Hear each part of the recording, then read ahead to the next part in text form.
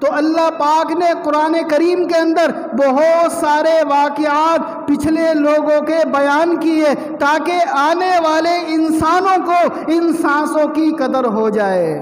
مثال کے طور پر فرعون کا واقعہ اللہ پاک نے جگہ جگہ ارشاد فرمایا کہ فرعون کو جب اللہ نے طاقت دی، فرعون کو جب اللہ نے حکومت دی، فرعون کو جب اللہ نے فوج دی، فرعون کو جب اللہ نے پوری دنیا کا بادشاہ بنایا، وہ متکبر ہو گیا۔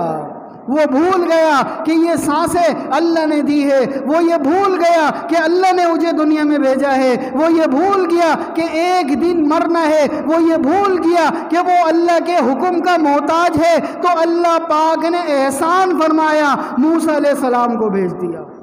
موسیٰ علیہ السلام نے آ کر فرعون کو ہر طریقے سے سمجھایا، پیار سے سمجھایا، ڈرا کے سمجھایا، اور اسی طرح اللہ کے معجزات دکھا کر سمجھایا، ہر طریقے سے سمجھایا، رات کو سمجھایا، دن کو سمجھایا، ہر وقت سمجھاتے رہے۔ اس کے باوجود بھی وہ متکبر ہو چکا تھا، وہ متکبر ہو چکا تھا، اور وہ اللہ کو پہچاننے کے لیے تیار ہی نہیں تھا۔ اسی وجہ سے کہتے ہیں کہ دنیا کے اندر اگر کسی انسان پہ کوئی آزمائش آتی ہے، کوئی بیماری آتی ہے، کوئی پریشانی آتی ہے، وہ اللہ کی نعمت ہوتی ہے۔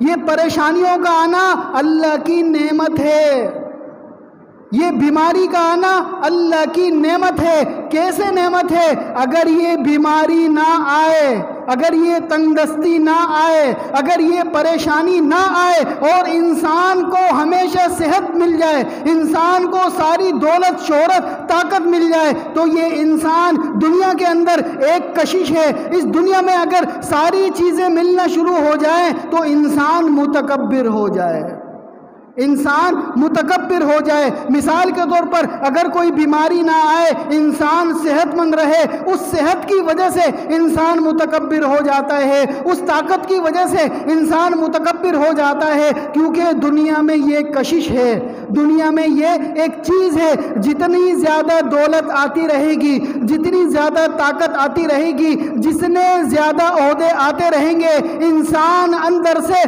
متکبر ہوتا چلا جائے گا۔ ایک وقت آئے گا وہ خود کو خدا سمجھنے لگ جائے گا، ایک وقت آئے گا وہ خود کو سب کچھ سمجھنے لگ جائے گا، ایک وقت آئے گا وہ غریبوں پر ظلم و ستم کرنے لگ جائے گا۔ کیوں؟ یہ دنیا کی تاریخ میں بتایا ہے، قرآن نے بتایا ہے کہ جب بھی اللہ نے کسی کو نعمتیں دی، جب بھی اللہ نے کسی کو ڈھیل دی، جب بھی اللہ نے کسی کو طاقت دی، جب بھی اللہ نے کسی کو شہرت دی، جب بھی اللہ نے کسی کو مال و دولت دیا، وہ گمراہ ہو گیا، وہ گمراہ ہو گیا۔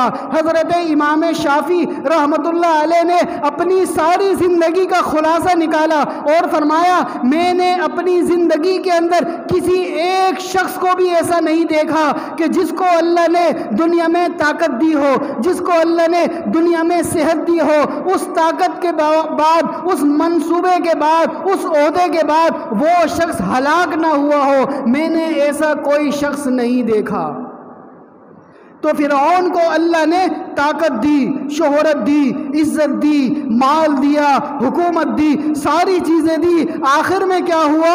متکبر ہو گیا، آخر میں کیا ہو گیا؟ گمراہ ہو گیا۔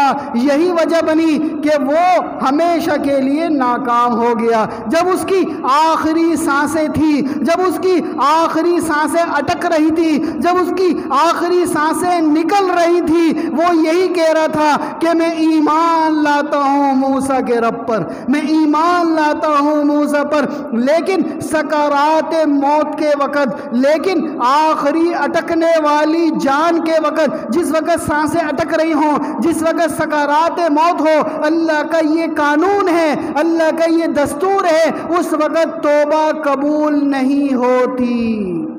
جب گاڑی کے اندر پیٹرول ہی ختم ہو گیا تو اب گاڑی لازمی بند ہوگی جب تک کہ دوبارہ پیٹرول نہ بھرواؤ۔